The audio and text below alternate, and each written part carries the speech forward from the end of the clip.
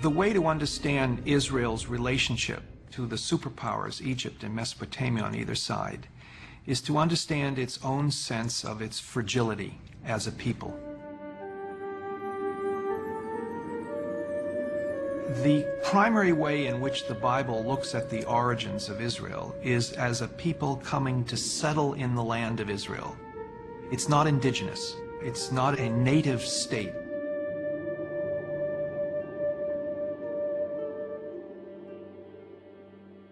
The Hebrew Bible is full of stories of Israel's origins. The first is Abraham, who leaves Mesopotamia with his family and journeys to the Promised Land, Canaan. The Lord said to Abraham, "Go forth from your native land and from your father's house to the land that I will show you. I will make of you a great nation, and I will bless you. I will make your name great." Genesis 12:1 and 2. According to the Bible, this promise establishes the covenant, a sacred contract between God and Abraham. To mark the covenant, Abraham and all males are circumcised.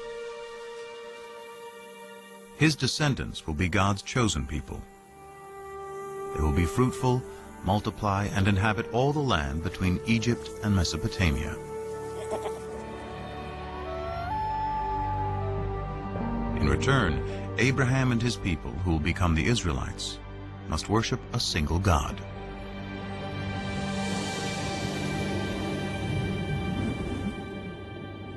This is a new idea. It was an idea that nobody had ever had before. God, in our sense, doesn't exist before Abraham. It is hard to appreciate today how radical an idea this must have been in a world dominated by polytheism, the worship of many gods and idols.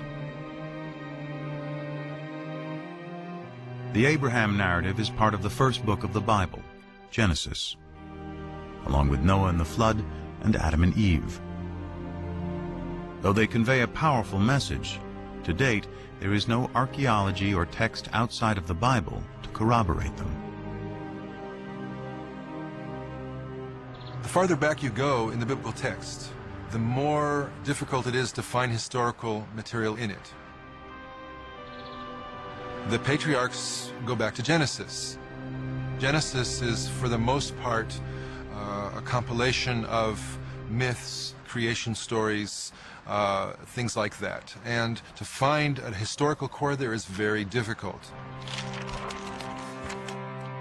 This absence of historical evidence leads scholars to take a different approach to reading the biblical narrative. They look beyond our modern notion of fact or fiction to ask why the Bible was written in the first place.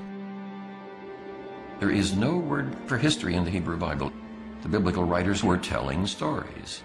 They were good historians, and they could tell it the way it was when they wanted to, but their objective was always something far beyond that.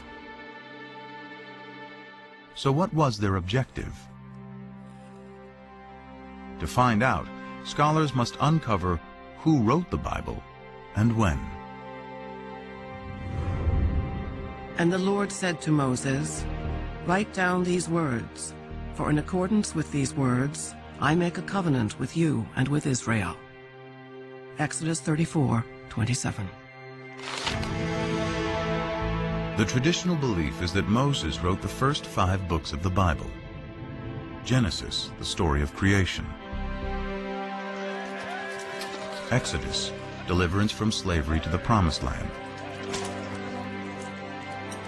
Leviticus, Numbers, and Deuteronomy, laws of morality and observance. Still read to this day, together they form the Torah, often called the 5 books of Moses. The view that Moses had personally written down the first 5 books of the Bible was virtually unchallenged until the 17th century. There were a few questions raised about this. For example, the very end of the last book of the Torah, the book of Deuteronomy, describes the death and burial of Moses. And so Some rabbis said, well, Moses couldn't have written those words himself because he was dead and was being buried. And digging deeper into the text, there are even more discrepancies. For example, how many of each species of animal is Noah supposed to bring into the ark? One text says 2, a pair of every kind of animal. Another text says 7 pair of the clean animals and only 2 of the unclean animals. In one chapter, the Bible says the flood lasts for 40 days and 40 nights. But in the next, it says 150 days. To see if the floodwaters have subsided, Noah sends out a dove. But in the previous sentence, he sends a raven.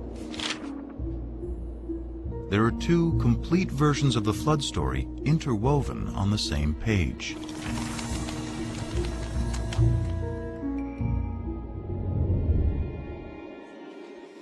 Many similar discrepancies throughout its pages suggest that the Bible has more than one writer.